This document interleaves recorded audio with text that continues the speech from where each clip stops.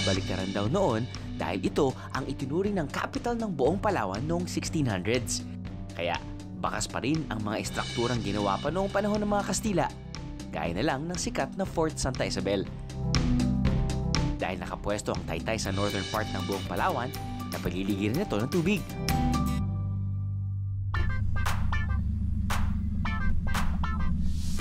Kaya rin may kalayuan ang biyaheng patungo rito. Para sa aking team, lumipad muna kami patungong Puerto Princesa. Mula rito, bumiyahe naman kami via van patungong Taytay for 3 hours. May kalayuan pero okay na rin dahil may mga kakaibang stopover naman na sikat sa mga turista.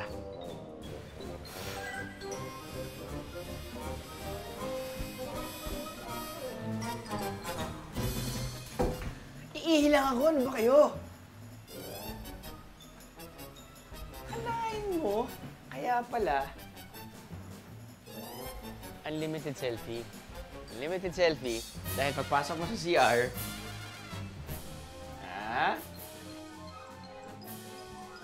you're on the way to Taytay. Ito yung sinastopover ng mga turista para umihi. Ihi na ako.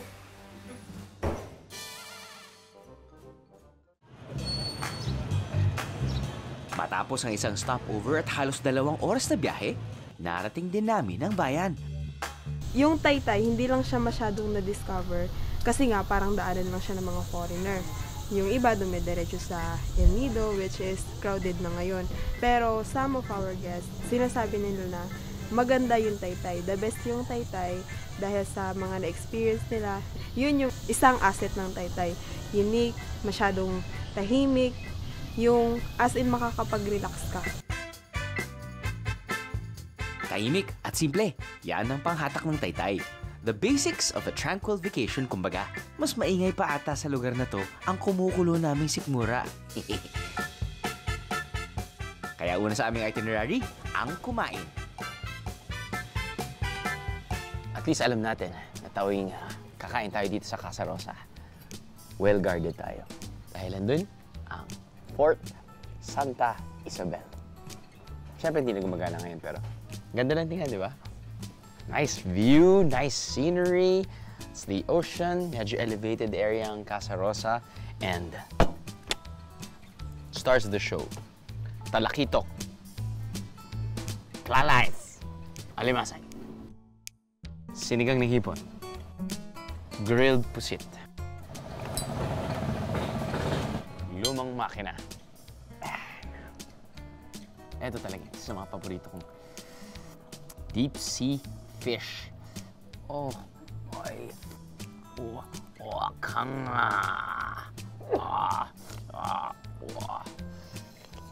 Pero ito talaga yung pinaka-paborito kong parte. Ito. Yung ganun. Naku, bakit? Pero parang, you know. Oh, love it. Stuffed pusit pa to.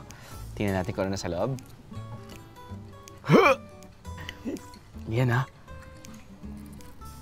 Wow. Ano paborito niyong parte ng pusit? Tentacles na, correct.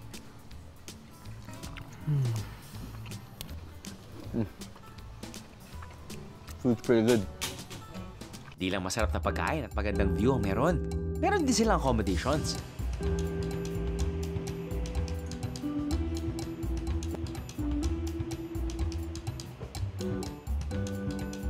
Di mo naman kailangan ng aircon dahil mapresko ang hangin dito.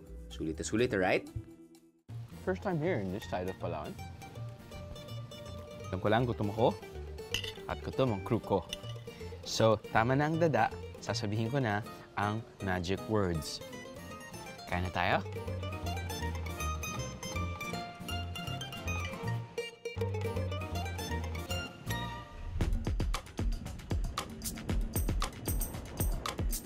After that lunch, off to the waters of Taytay we go. Swerte namin dahil sakay kami ng speedboat ng hotel kung saan kami naka-check-in dito sa Taytay.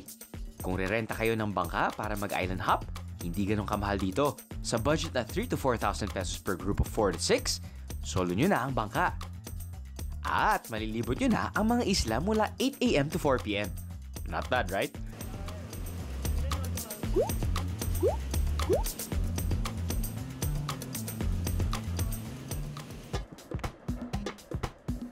First stop sa aming itinerary, ang Nabat Island for snorkeling.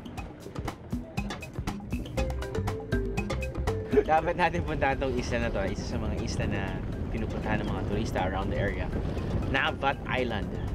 Well known for their super ganda daw. Sabi nga ni ate, super duper gandang coral reef. Siyempre kapag may magandang coral reef, may buhay na buhay talaga ng isda. Well, there's only one way to find out. Tapunin kita ngayon dito.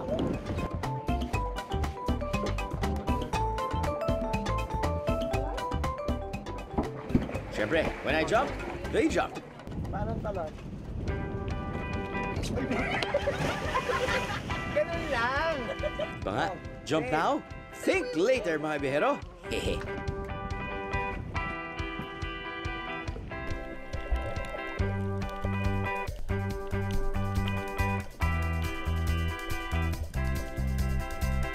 Kahit ilang beses ko nang nakita ang yaman ng Palawan mula sa ilalim, talaga namang hindi ito nakakasawa.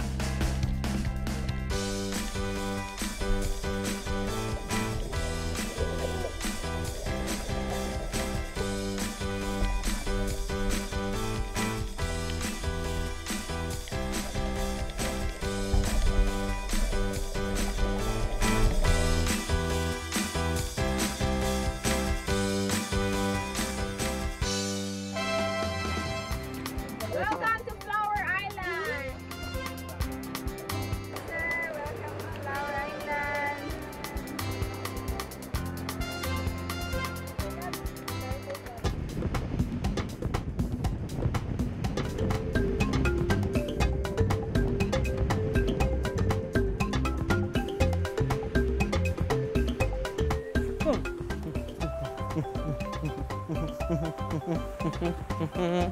So mag-swimming siyang?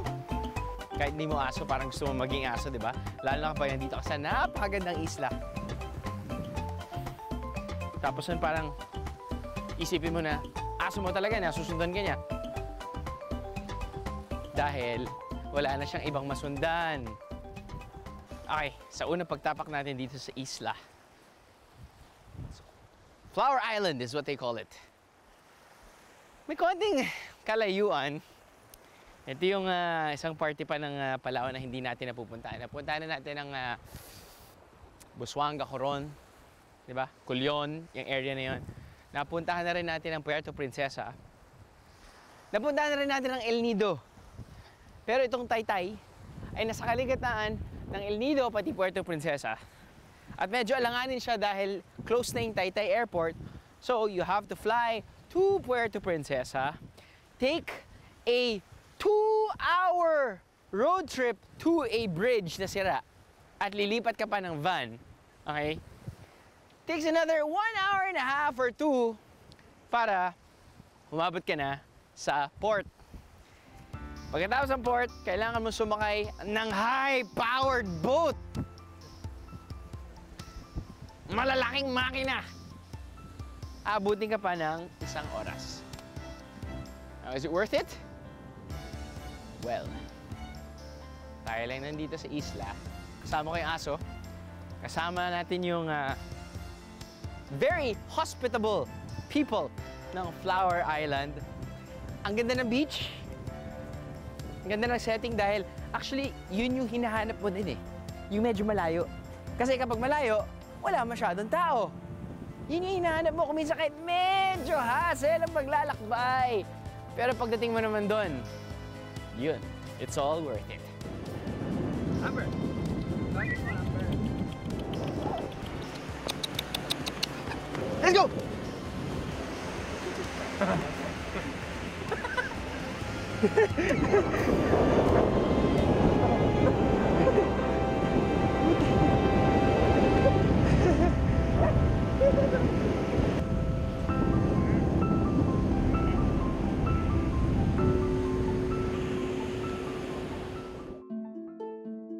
It doesn't get any better than this. Kahit gaano kalayo ang biniyahe natin, bawi na lahat ng pagod dahil sa sunset by the beach na to.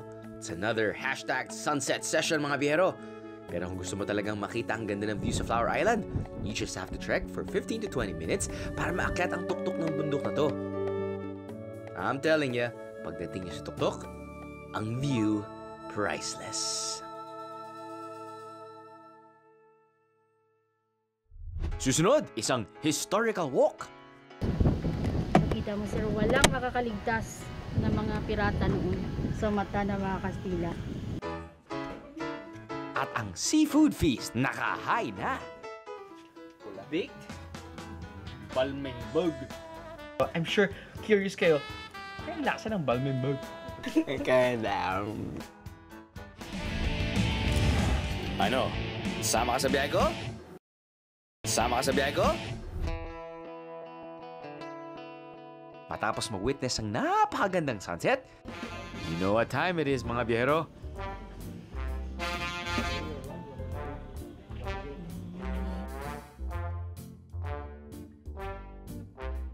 Marami naman mapagpipili ang kainan around town na naghahanda ng murang pagkain.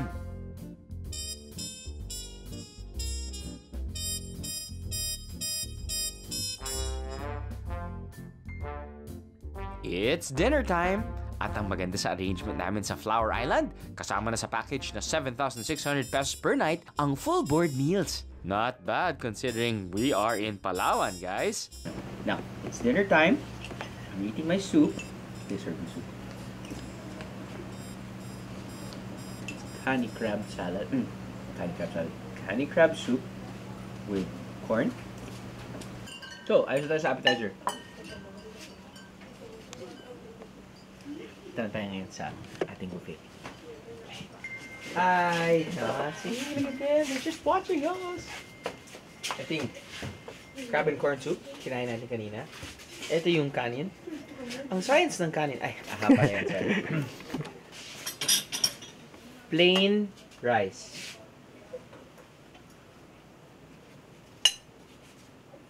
Roasted chicken. Yun. My God. I think medyo interesting. Yung tinatawag nilang baked balmenbog. Balmenbog. Balmenbog. Part of the crustacean family. Hindi mo siya. Parang nakainin natin to eh. Taba, sir. Parang siyang kuratsa. Di ba? Parang ganun. Kuratsa siya. Mainit-init pa. Tapos naglagay pa sila ng cheese sa ibabaw. Steamed fish. Always take advantage of seafood, lalo na kapag nasa isla kayo. Sauce, may luya, may got spring onions.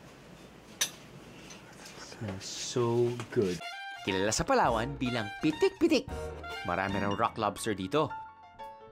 Ang balmain bug o pitik, kung tawagin ng locals dito, kamag-anak ng mga hipon at mga alimango.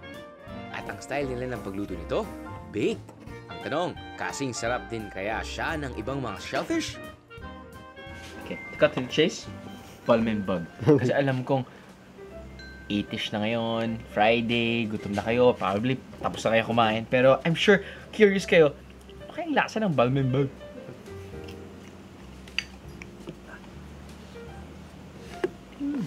Zoom in mo yan, papi. That's a good sign. That's a good sign. Sinaksak mo ng fork mo.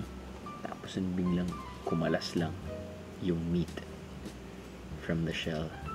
Are you ready? I'm ready.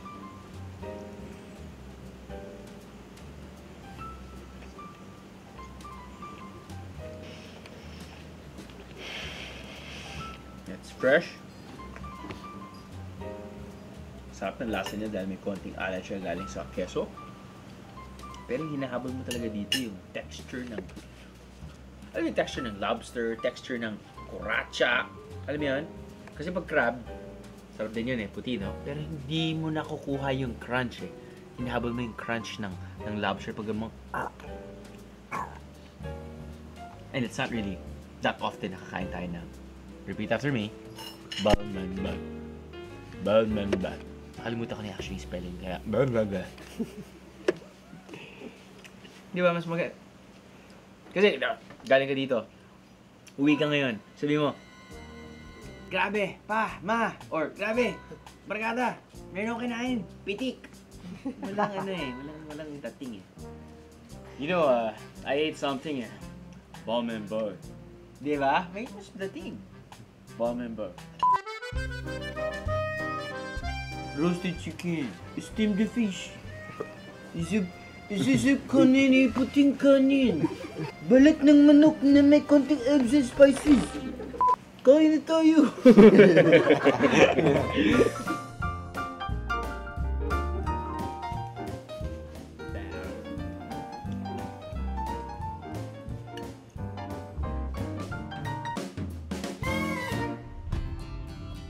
Nakatutuwang isipin na meron pa rin ganitong katahimik at di masyadong commercialized na lugar sa Palawan. Di mo maiisip na dati itong capital ng buong probinsya. Capital of town, which is dahil sa Spanish era with the Port Isabel.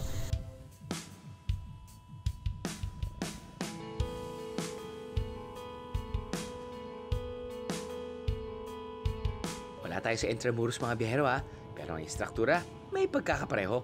Ang Fort Santa Isabel ay ipinangalan sa prinsesa ng Espanya noon. At ang pagpapatayo nito, inabot ng 7 dekada, 71 years to be exact. Wow!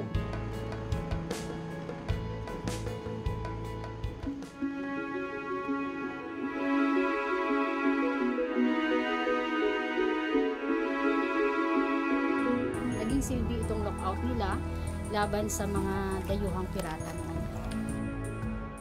May kwento rin sa akin na ang fort na to ay siyang naging depensa ng mga Kastila laban sa mga piratang Moro at mga nagtatangkang sumugod sa kapital ng Palawan. Makita mo sir, walang makakaligtas ng mga pirata noon sa mata ng mga Kastila.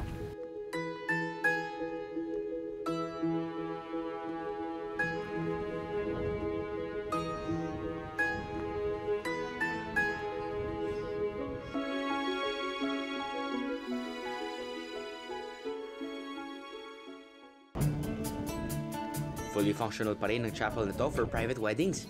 With this view, wow, how romantic. Well, I myself am not really into history, but this place is worth visiting. I-check out naman natin ang view ng Taytay underwater. Diving pa more! Nagsisimula sa budget na 1,800 pesos ang gear at ang bayad sa dive master na aalalay sa inyong dive.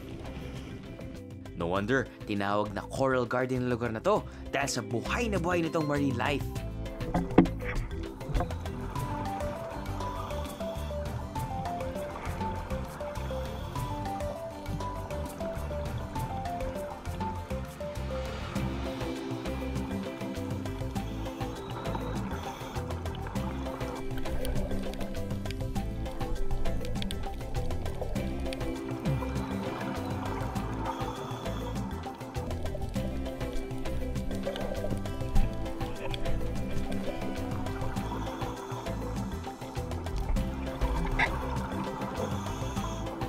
Matapos ang nakakagutom na diving,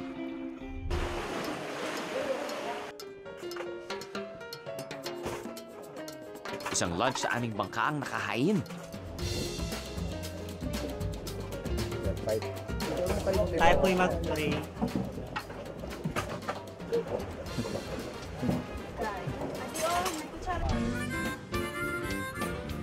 Pero kung wala naman kayo sa dagat at magutom kayo sa Taytay, sikat din dito ang mga xiaolongan. Ang kilalang Vietnamese soup sa Puerto Princesa, meron din dito. Ang presyo ng isang bowl na Vietnam beef noodle na to, 50 pesos lang. Tipid na food venture, di ba?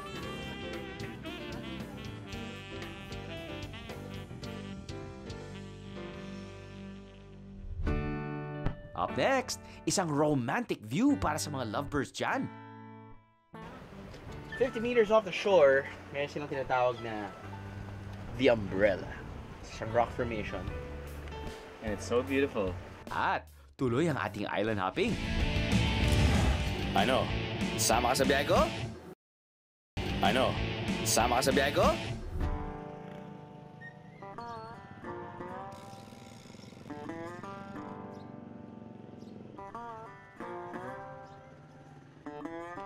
Pangingisda ang pangunahing hanap buhay ng mga taga-Taytay. Nakaharap kasi sa South China Sea at parte ng Sulu Sea ang port dito. Kaya maraming yamang dagat na mabibili.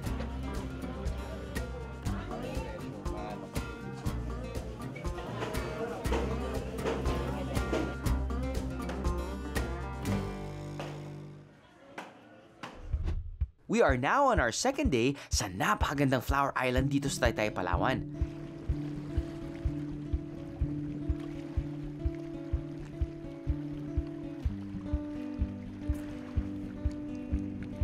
And to make it even better, how about some breakfast? Good morning mga biyero.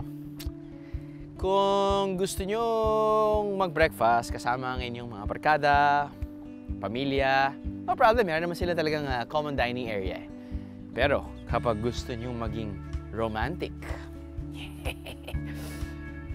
50 meters off the shore, meron silang tinatawag na The Umbrella. Isang rock formation. Tapos nun, meron silang setup dito sa taas. Pwede ka magpa-setup. Breakfast, lunch, dinner, you know.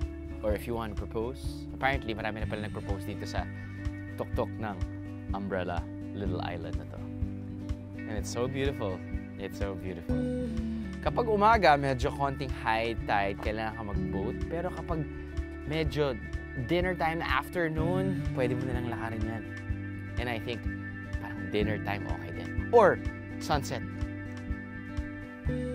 Ha? Yun lang nga. Kapag hihingi ka na ng toothpick, isahan na lang. Medyo matatagalan eh.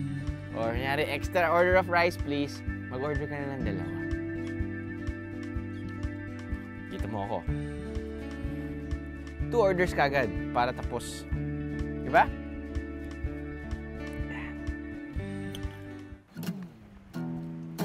Marami na akong nagawa sa mga biyahe ko, guys. And this is another one for the books. Breakfast on top of a mini island. Check. It doesn't get any better than this. Roll super wide shot. Now, repeat after me. Hashtag, you love my job.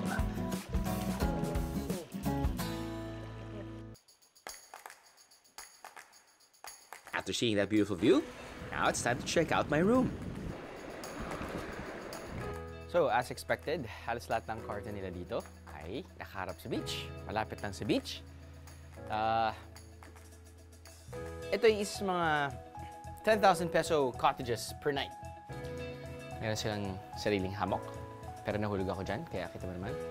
And this is my room. Pasok. Pasok, pasok. Pag malamig yung panahon, nakabukas yung bintana, no problem. Takot ka sa mosquito, no problem dahil meron naman tayong mosquito net. This is good for 2. But, pag meron kayo kasamang anak, kaibigan na sobrang close or third wheel, pwede matulog dito. CR! Yan. Nice color orange. Perfect for my cameraman. So, may bathtub. At mahiwagang baul na hindi pa nagagamit. There. Hindi ko napansin yun, ah. Hindi ko nga napansin na wala TV. I guess, hindi ko na talaga hinahanap ng TV kapag ako'y naglalakbay or nagbabakasyon, di ba? Dapat ganun din kayo. Yan lang!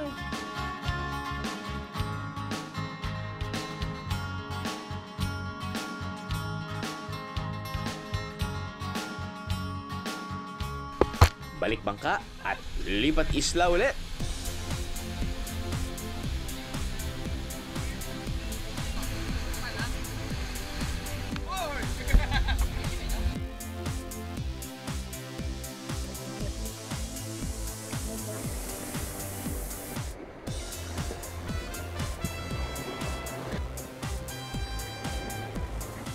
Ito ang isla ng Baras.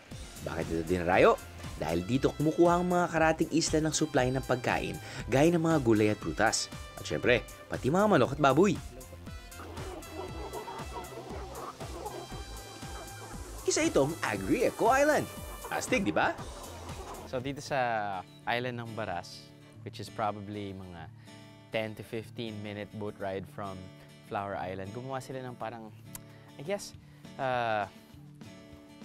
self-sustaining, eco-agri, type of system here. Kung saan nagko-culture sila ng manok, nagtanim sila ng mga iba't ibang klaseng gulay, kaysa pumunta pa sila sa napakalayong bayan ng Taytay or other, I guess, other main towns para mag-market or bumili ng kung ano-ano. Sila na mismo gumawa, sila mismo na nag-plant, sila na mismo nag-cultivate, nag-culture, at nag-aani. Ang tinatanim pala nila dito, yung mga gulay na kasama sa famous Bahay Kubo song. Bahay kubo kahit munti, ang alaga kong aso ay sari-sari. May manok, singkamas, may kamote at manas. Palaya, sitaw, some grapefruit, and some pineapple. Di lang gulay ang kanilang naaani. Check out their poultry farm. Chicka, chicka, chicka, chicka, chicka. It's right here, we're now in the wild. Here in Barras. Where's Bogut? Yeah, chicky, chicky, chicky. You want some matey, matey? See? They're scared. They're not. They're scared. They're not.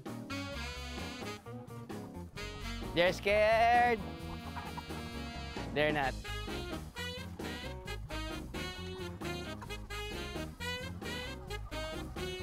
Roasted chicken.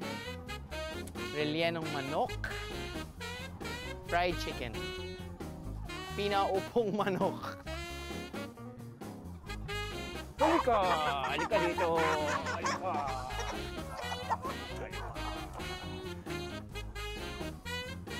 Chicken satay. Or should I say, chicken patay. Okay, cut naman tayo for mga vegetarian. Ito yung mga binabahay lang namin yung mga manok. Dahil wala silang titirahan. Pero inaalagaan lang namin sila at hindi sila kinakatay. Sila ay chicken pets. Cut! Nice! Good, good, good.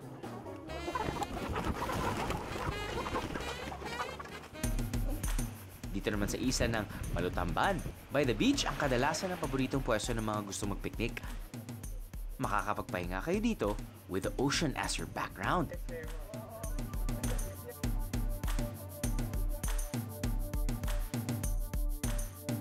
The best din ang selfie rito dahil napakaganda ng lugar. Alam niyo yung tipong sa ganda ng lugar pwedeng gawing location para sa isang music video ng boy band.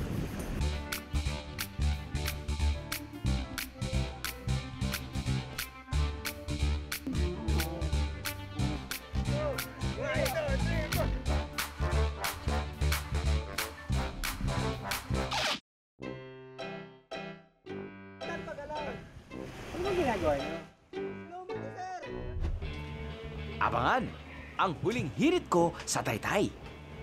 Madilim ang loob ng cave pool na to. Kaya naman ang producer ko, ayun, kinabahan. Uy, ano yun?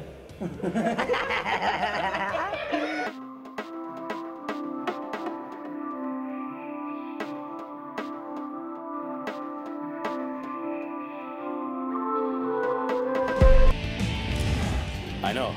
Sama ka sa biyahe ko? Ano? Sama ka sa biyahe ko? When in Taytay, Palawan, take the local trike para makapaglibot around town. Here, going to terminal by tricycle po is 60 pesos. Then, kung going to El Nido ka, magte-take ka ng van or bus. For bus, it's 150. Then, for van is 200. from here, yung Taytay going to Puerto Princesa, ang 4-band it's 350, then 4-bus 280.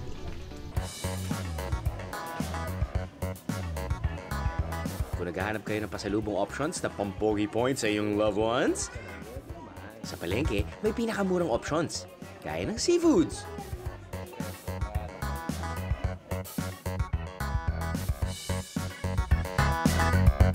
Mura lang ang bilihin dito kasi mas malapit ang pinagkukunan. Mura ang Taytay. Mahal sa El Nido. Mahal talaga sa El Nido.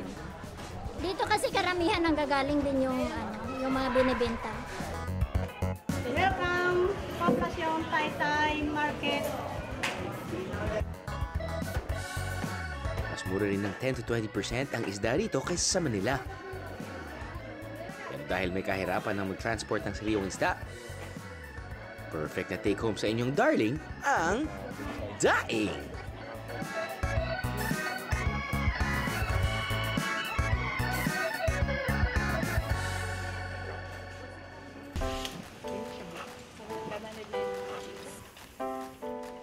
Kung gusto nyo naman ng island-inspired handicrafts, magtanong lang sa locals. I'm sure makakakita kayo around town. Pero isang biyahero tip, bumili mismo sa mga gumagawa. Mas mura kasi ito sa kanila kaysa sa mga binibenta sa tindahan. Huwag na lang mambarat mga biyahero ha. Isipin nyo na lang na makakatulong kayo sa kanila.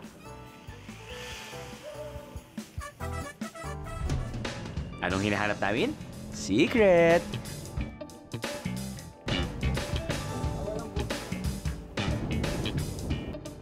Nandito raw kasi sa Elephant Island ang Secret Cave. At di pala birong matuntun ito mga biyero.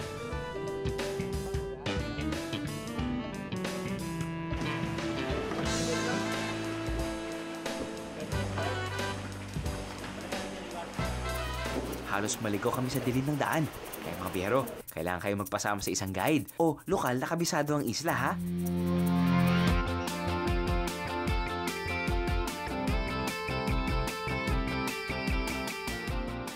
Finally, nahanap na rin namin ang secret cave na to. Yan na, di na siya secret! Pero syempre, dahil matapang ang aking crew, aba, nauna pa sila sa akin sa loob. So, dito tayo ngayon sa Elephant Island, o kuya? Elephant Island. Tapos, isang malaking bato ang Elephant Island.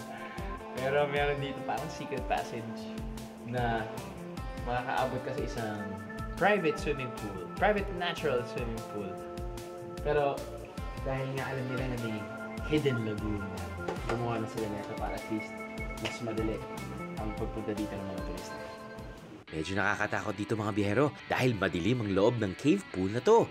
Kaya naman ang producer ko, ayun, kinabahan. Uy, ano yun? Check! Promote ko! Hindi ka! Agaw buhay ka. Okay.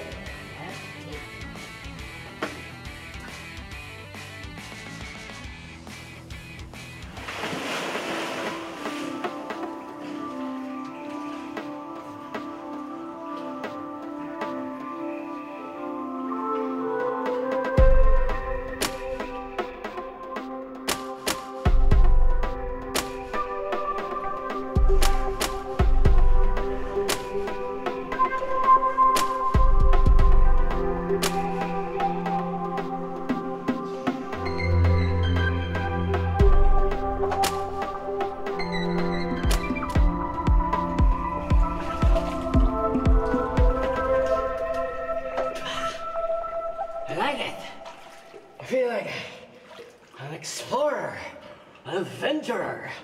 I am hungry. Ay, katakot dun, mami. Ako na, mama.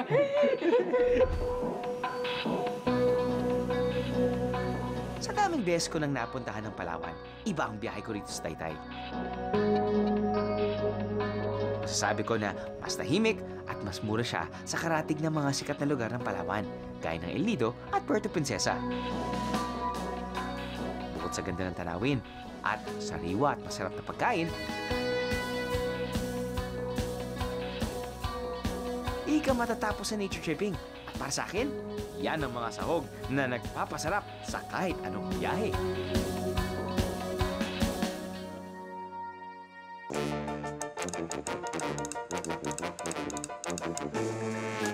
Ito yung kanin. Ang science ng kanin. Ay, haba na yan, sorry. Tinatanim pala nila dito yung mga gulay na kasama sa famous Bahay Kubo song. Bahay kubo kahit munti, ang alaga kong aso ay sari-sari. May manok, singkamas, may kamote at manas. Bro, may ma-pledge ka na. Ako ay ang palaya. Lalo na, meron ako narinig na meron daw mga na stuck na mga sexy models na hindi pa nakakita ng lalaki. Oh. Male models. Mga male models. Ay nako, ano, Ray, punta na tayo? Sino nag-aawak ng camera? Eh, hindi na ako, sir. Ilagay ko sa ano.